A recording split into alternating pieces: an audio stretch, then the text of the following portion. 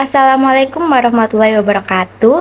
Perkenalkan, nama saya Marsha Novita Amelia dengan NPM 241010022.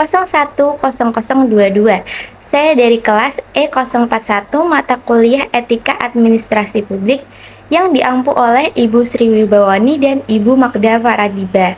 Pada kesempatan ini, saya akan menyampaikan jawaban atas pertanyaan evaluasi tengah semester pada mata kuliah Etika Administrasi Publik. Oke, langsung saja pada pertanyaan yang pertama yang membahas mengenai konflik antara nilai absolut dan nilai relatif dalam pengambilan keputusan etis di administrasi publik. Menurut saya, konflik ini mempengaruhi pengambilan keputusan karena ASN tidak hanya berpegang pada aturan, tetapi juga menghadapi tekanan sosial di masyarakat. Nilai absolut seperti kejujuran dan integritas menjadi dasar utama karena menjaga konsistensi dan keadilan dalam pelayanan publik. Hal ini sejalan dengan pandangan Dwight Waldo yang menyatakan bahwa administrasi publik tidak pernah bebas dari nilai, sehingga setiap keputusan ASN selalu mengandung pertimbangan etis. Namun di sisi lain, nilai relatif dari masyarakat seringkali dianggap wajar dan mendorong ASN untuk menyesuaikan diri. Ketika kedua nilai ini bertentangan, muncullah dilema. Misalnya, dalam pemberian imbalan sebagai bentuk terima kasih.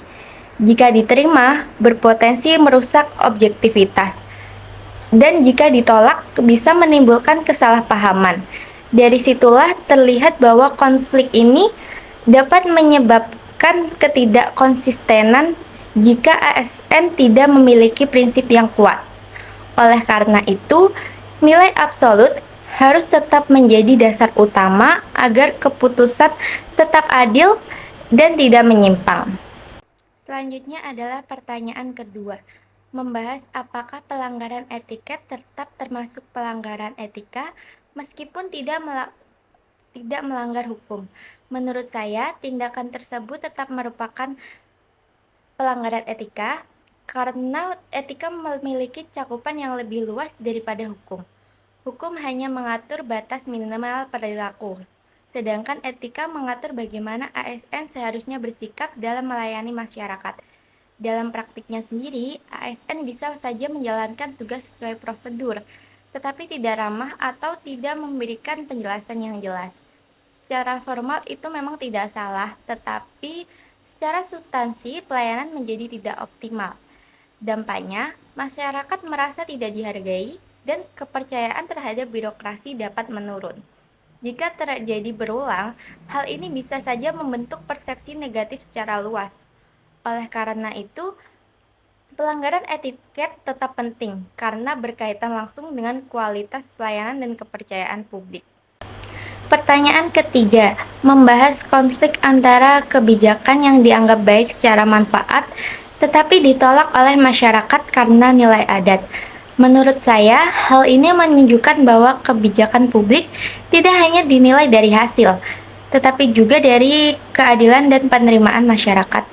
Pendekatan utilitarian memang menekankan pada manfaat terbesar, namun dalam praktiknya sering mengabaikan nilai sosial. Hal ini sejalan dengan pandangan John Rawls yang menekankan bahwa keadilan tidak hanya soal hasil, tetapi juga harus mempertimbangkan pihak yang terdampak. Ketika kebijakan bertentangan dengan nilai adat, masyarakat dapat menolak, meskipun kebijakan tersebut dinilai menguntungkan. Implikasinya adalah kehilangan legitimasi sosial. Akibatnya sendiri kebijakan menjadi sulit untuk dijalankan dan berpotensi menimbulkan konflik. Oleh karena itu, kebijakan tidak hanya harus bermanfaat, tetapi juga harus adil dan dapat diterima oleh masyarakat. Kemudian pertanyaan yang keempat, membahas ASN yang lebih mengutamakan kepentingan atasan daripada kepentingan publik. Menurut saya sendiri, tindakan ini termasuk pelanggaran etika birokrasi karena bertentangan dengan prinsip dasar pelayanan publik, yaitu menempatkan masyarakat sebagai prioritas utama. Meskipun ASN wajib patuh terhadap atasan, kepatuhan tersebut tidak bersifat mutlak.